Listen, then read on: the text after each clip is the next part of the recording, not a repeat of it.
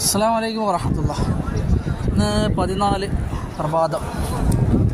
നല്ലൊരു കാറ്റൊക്കെ ഉണ്ട് കേട്ടോ. വൃശ്ചികക്കാറ്റ്, നമ്മുടെ നാട്ടിലെ വൃശ്ചികക്കാറ്റൊക്കെ ഇല്ല, അതേപോലത്തെ ഒരു കാറ്റ്. പ്രഭാത നമസ്കാരമൊക്കെ കഴിഞ്ഞിട്ട് അൽഹംദുലില്ലാഹ് ഒരുപാട്